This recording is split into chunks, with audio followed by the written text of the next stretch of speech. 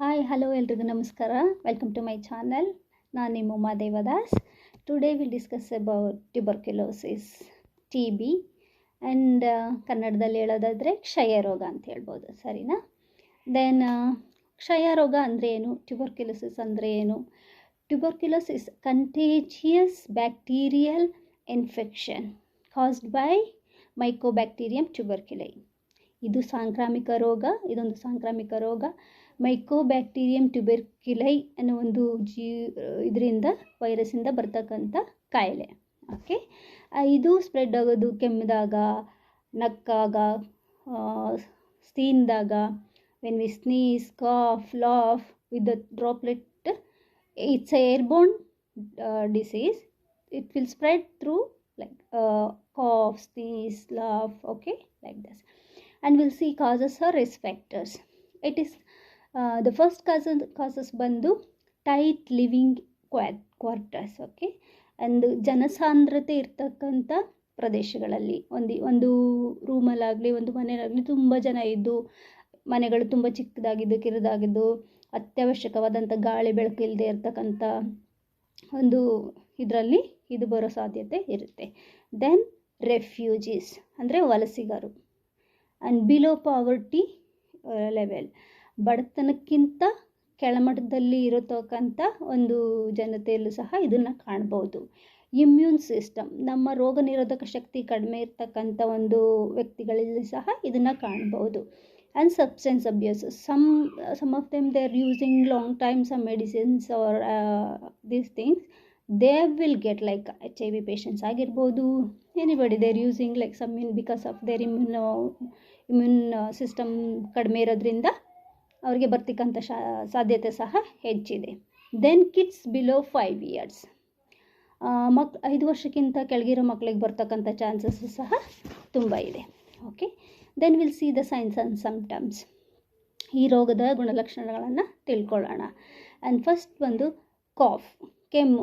ಈ ಕೆಮ್ಮು at least 3 weeks and it more, ಒಂದು 3 ವಾರ ಇರೋದು, ಅದಕ್ಕಿಂತ ಹೆಚ್ಚಾಗಿ ಕಂಟಿನ್ಯೂ ಆಗ್ತಕ್ಕಂಥ ಒಂದು ಲಕ್ಷಣ ಕಂಡುಬರುತ್ತೆ.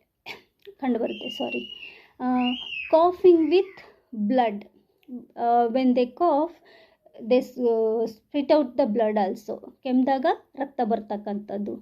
ಫೀವರ್, ತುಂಬ ಜ್ವರ ಇರ್ತಕ್ಕಂಥದ್ದು. ನೈಟ್ ಸ್ವೆಟ್ಟಿಂಗ್ ಅಂದರೆ ರಾತ್ರಿನಲ್ಲಿ ತುಂಬ ಸೆಕೆ ಆಗೋದು, ಯಾವಾಗಲೂ ಬೆವರು ಬರೋದು ಅಂಥ ಒಂದು ಲಕ್ಷಣ ಸಹ ಕಂಡುಬರುತ್ತೆ. ದೆನ್ ಚೆಸ್ಟ್ ಪೇನ್, ಎದೆ ನೋವು ತುಂಬ ಕಂಡುಬರ್ತಕ್ಕಂಥದ್ದು. ಎಸ್ಪೆಷಲಿ ಕೆಮ್ಮಿದಾಗ ಇಲ್ಲ ಉಸಿರಾಡಿದಾಗ they feel too much pain in their chest pain.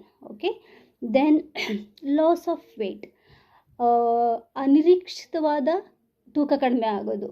ಎಕ್ಸ್ಪೆಕ್ಟೇ ಮಾಡಿರಲಿಲ್ಲ, they will lose their weight, ಕಡಿಮೆ ಆಗ್ತಾ ಹೋಗುತ್ತೆ ಅವರ ತೂಕ. ದೆನ್ ಚಿಲ್ಸ್, ಚಳಿ ತುಂಬ ಚಳಿ ಅನಿಸುತ್ತೆ. ಆ್ಯಂಡ್ ಡಿಸ್ನಿಯಾ, ಉಸಿರಾಟ ತೊಂದರೆ ಆಗುತ್ತೆ. Difficulty breathing, they cannot breathe properly ಅನ್ನೋದು. ವೀಸಿಂಗ್, ಅವರು ಉಸಿರಾಡಿದಾಗ ವಿಷಲ್ ಸೌಂಡ್ ಬರೋಂಥದ್ದು, ಲೈಕ್ ಆ ಒಂದು ಲಕ್ಷಣ ಸಹ ಕಂಡುಬರುತ್ತೆ ಅವರದಲ್ಲಿ. ಫ್ರಿಕ್ಷನ್ ಆಫ್ ರಿಬ್ಸ್, ಅವ್ರಿಗೆ ಎದೆಗೂಡಿನ ರಿಬ್ಸ್ ಹಿಂಗೆ ಒಂದಕ್ಕೊಂದು ರಬ್ ಆಗ್ತಿದೆ ಅನ್ನೋಂತಕ್ಕಂಥ, ಉಜ್ಕೋತಿದೆ ಅನ್ನೋಂತಕ್ಕಂಥ ಲಕ್ಷಣ ಸಹ ಕಂಡುಬರುತ್ತೆ. ಓಕೆ, ಫಸ್ಟ್ ಒನ್ ಕೆಮ್ಮು, ಕಾಫಿಂಗ್ ವಿತ್ ಬ್ಲಡ್, ಕೆಮ್ಮಿನ ಜೊತೆ ರಕ್ತ ಬರೋದು. ಫೀವರ್, ನೈಟ್ ಸ್ವೆಟ್ಸ್, ರಾತ್ರಿ ಸೆಕೆ ಆಗೋದು. ಎದೆ ನೋವು, ವೆಯ್ಟ್ ಕಡಿಮೆ ಆಗೋದು. ಆ್ಯಂಡ್ ಡಿಫಿಕಲ್ಟಿ ಆಫ್ ಬ್ರೀತಿಂಗ್, ಉಸಿರಾಟದ ತೊಂದರೆ. Wheezing, friction of breath. All these symptoms we can see in this. Okay, and in this we can see two, latent TB and active TB. latent TB ಅಂದರೆ ಏನು, active TB ಅಂದರೆ ಏನು? Okay, latent TB ಬಂದು ಇದರ ಲಕ್ಷಣಗಳು ಕಂಡುಬರೋದಿಲ್ಲ. No, it's not contagious. ಇದು ಸಾಂಕ್ರಾಮಿಕವಾದದ್ದಲ್ಲ. ಯಾವುದೇ ಗುಣಲಕ್ಷಣಗಳು ಕಂಡುಬರೋದಿಲ್ಲ. And X-ray, patient when they do x-ray it will be normal, it is normal. ಅವರ ಕ್ಷಕಿರಣ, ಚೆಸ್ಟ್ ಎಕ್ಸ್ರೇ, ಎದೆದ ಕ್ಷಕಿರಣ ತೆಗೆದಾಗ ಅದರಲ್ಲಿ ಯಾವುದೇ ರೀತಿಯ ಪಾಸಿಟಿವ್ ಲೈಕ್ ಟಿ ಬಿ ಇರ್ತಕ್ಕಂಥ ಲಕ್ಷಣಗಳು ಕಂಡುಬರೋದಿಲ್ಲ.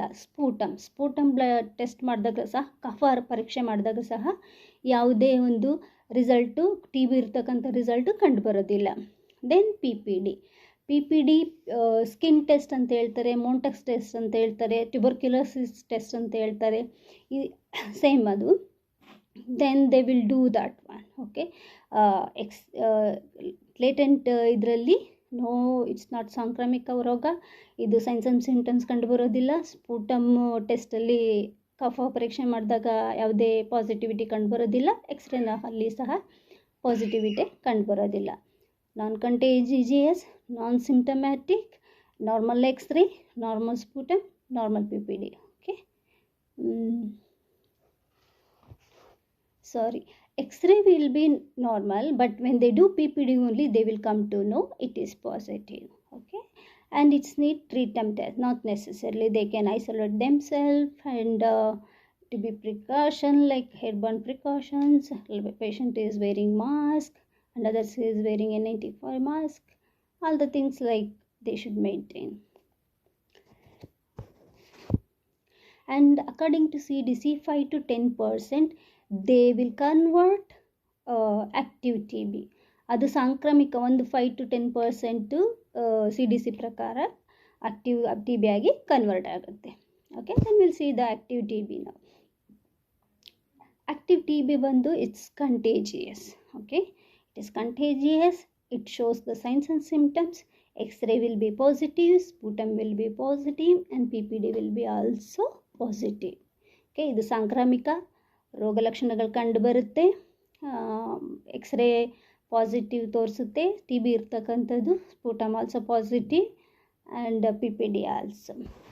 Okay, then will see the diagnosis, ಅಂದರೆ ಇದನ್ನು ಹೇಗೆ ಪತ್ತೆ ಹಚ್ತಾರೆ ಅನ್ನೋದನ್ನು ನೋಡುವ. X-ray, chest X-ray they will do, it will show. So then to confirm again they may do the CT scan chest also. Sputum, ಕಫ ಪರೀಕ್ಷೆ ಮಾಡ್ತಾರೆ. ಕಫ ಪರೀಕ್ಷೆ acid fast bacilli at least 3 sputums they will do to confirm. Blood test also. In blood test we have interferon and one more T-spot. Okay, interferon gamma release assay we have in that, and quantiferon TB gold in that T-spot blood test they will do. And PPD they will put subcutaneously for the skin test for the patient in forearm, and they will mark after injecting. Then patient should come and see the doctor 48 to 72 hours. Okay, the doctor will measure the induration of that one. Okay, the skin it is measured in millimeters. ಮಿಲಿಮೀಟರ್ಗಳಲ್ಲಿ ಅದು ಗಟ್ಟಿ ಎಷ್ಟಾಗಿದೆ ಅಂತ ನೋಡಿ check ಮಾಡಿ doctor ಅದ್ರದ್ದು result ಹೇಳ್ತಾರೆ. Okay, and PPD ರಿಸಲ್ಟ್ದು ಬಗ್ಗೆ ನೋಡುವ. ಇದನ್ನು ಮಿಲಿಮೀಟ್ರಲ್ಲಿ ಮೆಷರ್ ಮಾಡ್ತಾರೆ. If PPD result more than 50% in every person will be positive. ಅದು ಮೋರ್ ದೆನ್ ಮಿಲಿಮೀಟರ್ 15 ಇದ್ದರೆ ಎಲ್ಲ ಜನರಲ್ಲಿ ಅದು ಪಾಸಿಟಿವ್ ಆಗಿ ಕನ್ಸಿಡರ್ ಮಾಡ್ತಾರೆ. If more than 10 millimeter children's below 5 years or 4 years and immunosuppressive patients ಅಲ್ಲಿ considered as a tuberculosis. Okay, and if more than 5 in HIV patients ಅವರಲ್ಲಿ positive ಅಂತೇಳಿ ಕನ್ಸಿಡರ್ ಮಾಡ್ತಾರೆ. Okay, then those who are expose with TB ಕಾಯಿಲೆ ಇರೋರಿಂದ ಪಕ್ಕದಲ್ಲಿ ಕೂತು ನಿಂತು ಎದ್ದು ಬಂದವ್ರಿಗೆ, ಲೈಕ್ ಅವ್ರ ಸಮೀಪ ಹೋಗಿ ಬಂದಿರೋರಿಗೆ ಅವ್ರು ಎಕ್ಸ್ಪೋಸ್ ಆಗಿದ್ದರೆ ಅವ್ರಿಗೆ ಮೋರ್ ದೆನ್ 5 millimeter ಬಂದರೆ they will consider as a positive. Then organ transplant, ನಮ್ಮ ಏನಾದರೂ ಆರ್ಗ್ಯಾನ್ ನಮ್ಮ ದೇಹದಲ್ಲಿ ಅಂಗಗಳನ್ನ ಟ್ರಾನ್ಸ್ಫರ್ ಮಾಡಿ ಚೇಂಜ್ ಮಾಡಿದ್ದಿದ್ರೆ ಅವರಿಗೆ ಮೋರ್ ದೆನ್ 5 mm ಬಂದರೆ ಪಾಸಿಟಿವ್ ಅಂತೇಳಿ ಕನ್ಸಿಡರ್ ಮಾಡ್ತಾರೆ. ದೆನ್ ಯೂಸಿಂಗ್ ಇಮ್ಯುನೋಸಪ್ರೆಸಿವ್, ಪೇಷಂಟ್ ರೋಗ ನಿರೋಧಕ ಔಷಧಿಗಳನ್ನೇನಾದರೂ ಯೂಸ್ ಮಾಡ್ತಾ ಇದ್ದರೆ ಅವ್ರಿಗೆ ಸಹ ಇದನ್ನು ಪಾಸಿಟಿವ್ TB ಆಗಿ ಕನ್ಸಿಡರ್ ಮಾಡ್ತಾರೆ. Okay,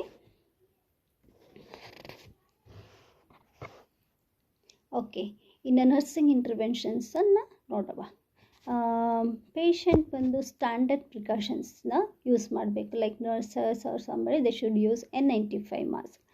Patient should wear surgical mask when they go outside, like for some investigations like X-ray, CT scan, something the patient needs to, if necessarily goes to go outside, they should wear the surgical mask. And it should be isolation. If there is no complication with the patient, ಯಾವುದೇ ರೀತಿಯ complication ಇಲ್ಲದೆ ಹೋದರೆ patient isolation ಆಗಿ ಇರ್ಬೋದು.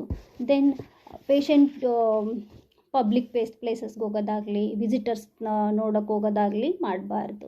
And work also should not be. If they are working they have to take some leave and stay at home.